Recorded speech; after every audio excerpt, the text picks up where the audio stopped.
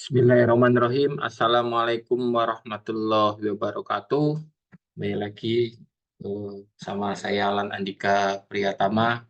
Pada kesempatan di pada hari ini, izinkan saya berbagi mengenai konsep atau implementasi dari teaching factory khususnya di pendidikan vokasi.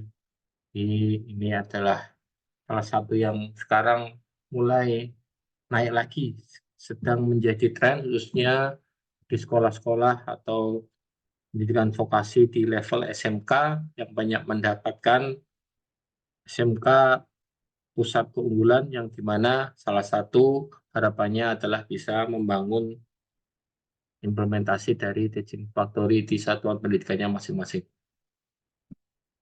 Sebelumnya kita perlu lihat dulu dari kalau kita ketahui selama ini khususnya di yang dikenal sebagai Bapak Pendidikan Vokasi yaitu Alan Rosser. Ini adalah di situ salah satunya adalah muncul 16 prinsip dari pendidikan kejuruan atau vocational school.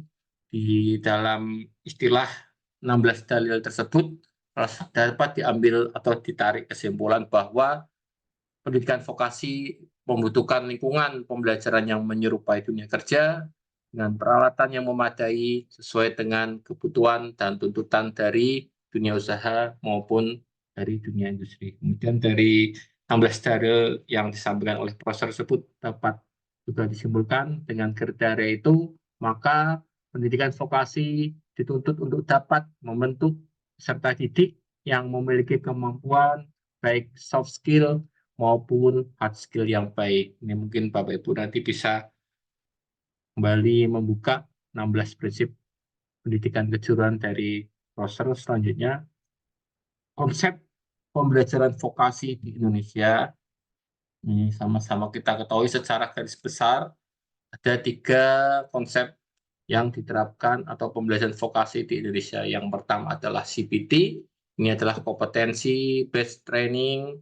Kemudian yang kedua adalah konsep pembelajaran sistem ganda atau dual system. Dan yang ketiga adalah konsep pembelajaran teaching factory atau TEFA. Selanjutnya di CPT atau kompetensi based training, ini ada yang pertama adanya standar kompetensi. Di standar kompetensi ini ada skill, knowledge, dan attitude yang memperhatikan pada kepresisian yang dibutuhkan dalam dunia kerja. Kemudian di CPD juga ada assessment. Assessment ini untuk menguji apakah seseorang memiliki skill, knowledge, dan attitude yang dibutuhkan pekerjaan. Dan yang ketiga ada strategi dan materi pembelajaran di mana seorang mendapatkan skill, knowledge, dan attitude. Dan yang keempat adalah kualifikasi atau pengakuan atau penghargaan terhadap skill, knowledge, dan attitude. Ini adalah salah satu model pembelajaran di vokasi di Indonesia. Yang pertama adalah CPT atau kompetensi based training. Kita sedikit saja menyinggung tentang ini. Selanjutnya yang kedua adalah konsep pembelajaran dual system atau sistem ganda yang sudah mulai diperkenalkan sejak lama di era Menteri Pendidikan Wardiman Joyonegoro. Jadi di kompetensi vocational education training di dua sistem itu 70% vocational education di industri. Jadi 70% kegiatannya pelatihan di industri. Industri itu menyediakan pelatihan sistematis sesuai dengan kondisi real kerja di industri, baik pelatih di perusahaan, kemudian kaitan juga peralatan terkini dan lain sebagainya. Kemudian 30% proses pembelajaran dilakukan di pendidikan sekolah kejuruan, di mana sekolah kejuruan menawarkan 2/3 mata pelajaran atau mata kuliah dan 1/3 mata pelajaran atau mata kuliah umum. Jadi konsepnya adalah 70% berada di industri, 30% berada di sekolah. Kemudian ini yang ketiga adalah teaching factory. Konsep pembelajaran teaching factory merupakan sebuah pembelajaran yang berbasis produksi atau jasa yang mengacu pada standar dan prosedur yang ada di industri dan dilaksanakan dalam atau suasana yang menyerupai seperti di dalam dunia industri. Kemudian konsep pembelajaran teaching factory juga pembelajaran yang menggunakan suatu produk, barang atau jasa sebagai media pembelajaran untuk mengantarkan kompetensi kepada peserta didik yang dilaksanakan dengan suasana seperti dalam industri atau seperti dalam dunia industri. Pada intinya adalah kita ingin menghadirkan suasana seperti yang ada di Dudi yang kita masukkan di pendidikan vokasi. Itu adalah konsep dari teaching factory. Dan ini adalah kita sandingkan antara 3 konsep model pembelajaran vokasi Indonesia berkaitan dengan indikator kompetensi yang dibutuhkan industri. Posisi dual system menduduki peringkat pertama diikuti dengan teaching factory dan CPT. Kemudian untuk biaya operasional rendah dan investasi alat minim, tentu saja dual system menduduki peringkat yang paling peringkat utama dibanding 2 model yang lain. Untuk dukungan industri, dual system membutuhkan dukungan support penuh yang dari pihak Dudi. Kemudian kaitan dengan tahapan yang terstruktur dan kemudahan pengaturan kegiatan pembelajaran, tentu saja CBT lebih mudah dalam pengaturan pembelajaran karena kompetensi base test ini biasanya diselenggarakan di pendidikan vokasi atau di SMK masing-masing, satuan pendidikan masing-masing. Kemudian diikuti dengan kemudahan dalam manajemen sekolah, CBT juga lebih unggul daripada dua sistem maupun dengan TEVA.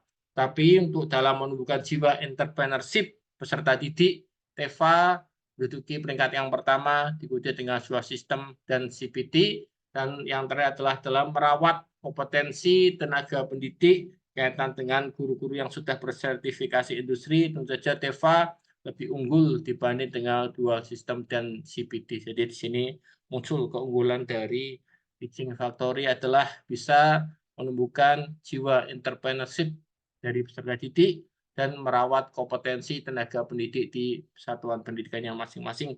Jadi di sini dapat disampaikan salah satu tujuan SMK dalam mewujudkan lulusan yang kompeten yang memiliki jiwa-jiwa entrepreneurship dapat ditumbuhkan di model pembelajaran teaching factory.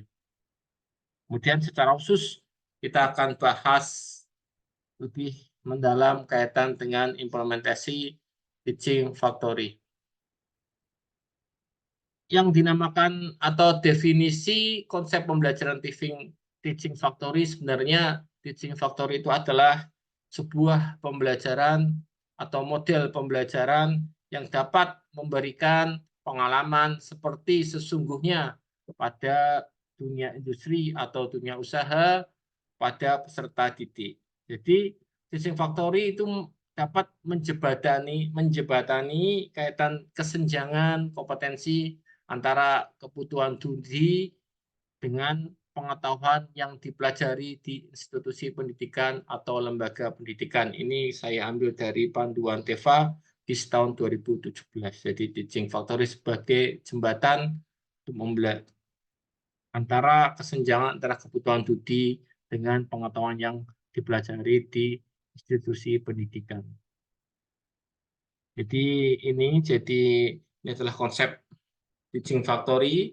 Jadi kaitan dengan perubahan teknologi, perubahan kebutuhan kompetensi, dan kompetensi lulusan yang selama ini masih diragukan dari pihak studi di instansi pendidikan diolah dalam bentuk penyediaan produk barang atau produk jasa yang menghasilkan lulusan yang kompeten, yang lebih sesuai dengan kebutuhan dari dunia usaha dan dunia industri. Kemudian yang selama di pendidikan vokasi atau khususnya di satuan pendidikan sering muncul adanya istilah unit produksi atau UP. Selama ini kita menganggap teaching factory itu sama dengan unit produksi. Padahal dalam kenyataannya dua hal ini merupakan dua hal yang berbeda, yaitu untuk teaching factory sendiri lebih berfokus pada kompetensi apa yang bisa diajarkan ke siswa, sedangkan di unit produksi lebih fokus pada berapa jumlah produk yang bisa dibuat. Jadi ini dua hal yang berbeda kaitan dengan TEFA dan unit produksi. Jadi kalau teaching factor itu lebih mendorong atau lebih pembelajaran berpihak pada peserta didik untuk bisa menghadirkan kompetensi yang selama ini terdapat kesenjangan dengan studi. Tapi kedua hal ini dapat ditarik sebuah kolerasi antara TEFA dengan UP, yaitu TEFA bisa dijalankan tanpa unit produksi, tapi tentu saja ada keterbatasan. Kemudian TEFA juga yang dinamis dan berkembang membutuhkan unit produksi atau unit bisnis. Jadi keduanya diharapkan di satuan pendidikan dapat saling melengkapi dengan tujuan utamanya tadi mengajarkan kompetensi yang selama ini terdapat kesenjangan antara dunia usaha dan dunia industri. Jadi bisa salah satu alternatifnya bisa diselesaikan dengan adanya pembelajaran teaching factory, model pembelajaran teaching factory.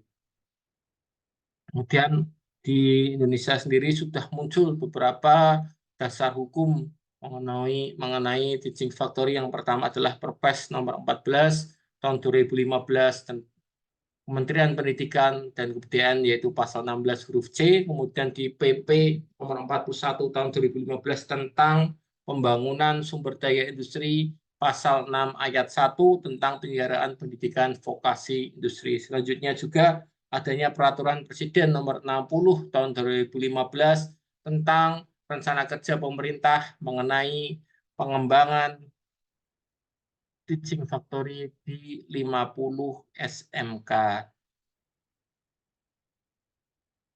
Kemudian selanjutnya tentang konsep dasar atau implementasi teaching factory di pendidikan vokasi. Jadi kita implementasi TEFA bisa diibaratkan seperti sebuah rumah. Jadi sebuah rumah itu ada bagian internal dan ada bagian eksternal.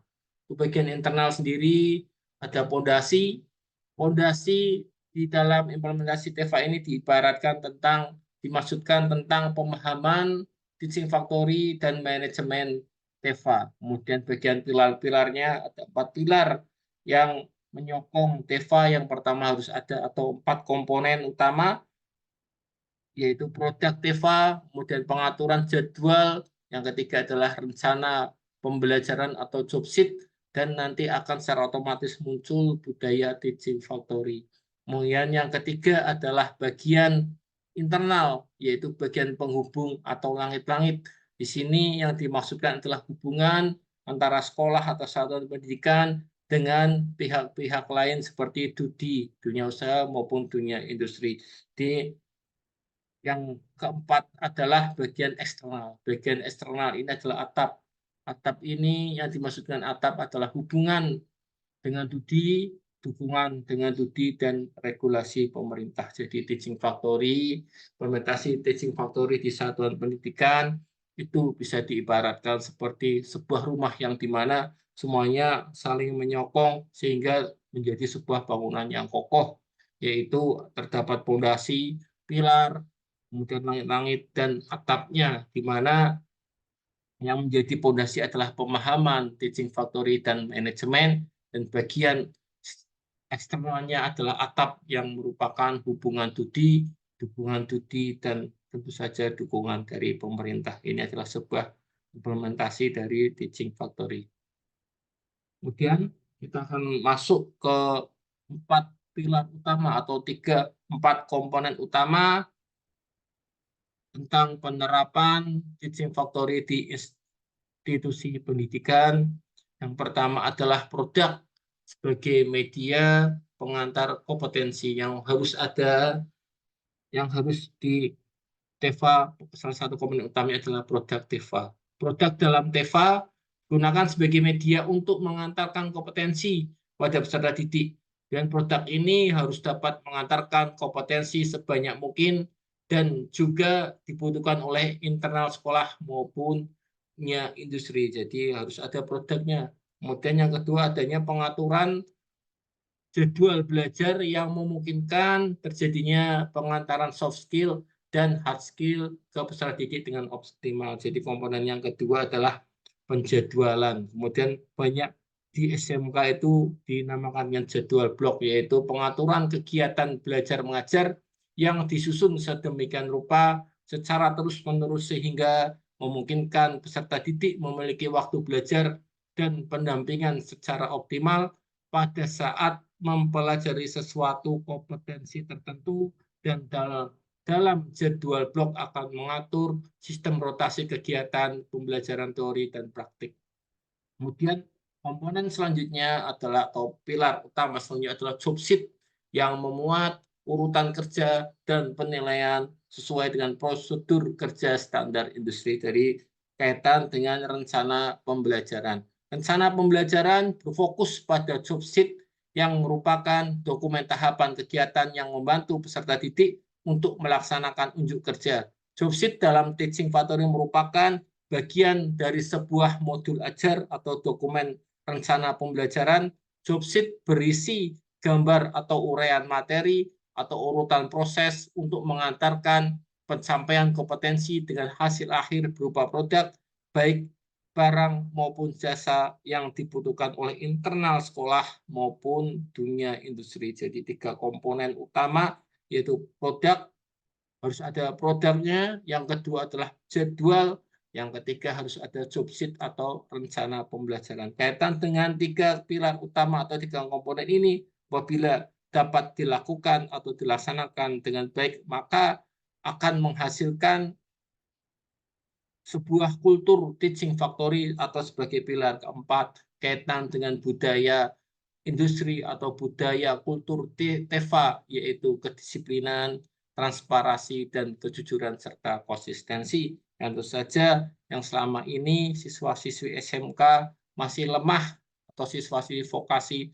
masih lemah kaitan dengan soft skill sebagai bekal dalam menghadapi masalah-masalah kehidupan, bisa siswa peserta didik hadapi atau dilatih dengan model pembelajaran TEFA ini. Dan tentunya nanti akan sangat berguna bagi mereka. Kemudian atau poin utama dari Teaching Factory itu adalah sebuah model pembelajaran berbasis produk, barang atau jasa melalui sinergi sekolah dengan studi atau dengan industri untuk menghasilkan lulusan yang kompeten sesuai dengan kebutuhan industri. Kemudian model pembelajaran tersebut bertujuan untuk meningkatkan keselarasan proses pengantaran, pengembangan keterampilan skill, pengetahuan, knowledge, dan sikap attitude melalui penyelarasan tematik pada mata pelajaran normatif, adaptif, dan produktif. Selanjutnya, pokok-pokok dalam tujuan utama adanya Teaching Factory tentu saja adanya pondasi literasi, numerasi, kreativitas, dan berpikir kritis yang selama ini lemah bagi peserta didik vokasi, khususnya sekolah menengah kejuruan. Harapannya nanti input siswa dengan adanya soft skill, hard skill ditunjang dengan kompetensi akan menghasilkan proyeksi lulusan yang mampu bekerja, melanjutkan studi, maupun berwirausaha. Salah satu bentuk Teaching Factory yang ada di Provinsi Jawa Tengah yang secara konkret yang sudah luar biasa, contohnya salah satunya adalah Laboratorium Teaching Factory di Prodi Diploma Teknik Mesin di Akademi Teknik Wacana Manunggal Salatiga.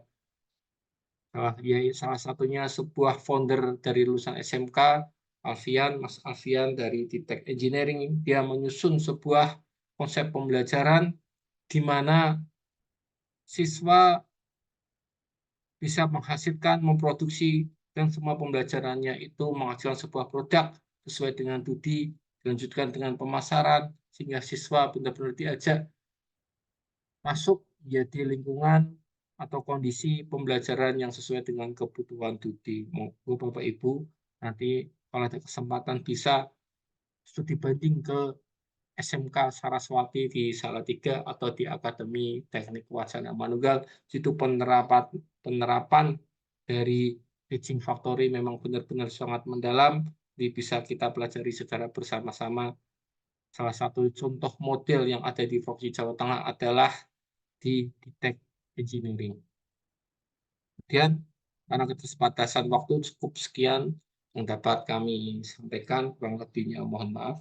Assalamualaikum warahmatullahi wabarakatuh.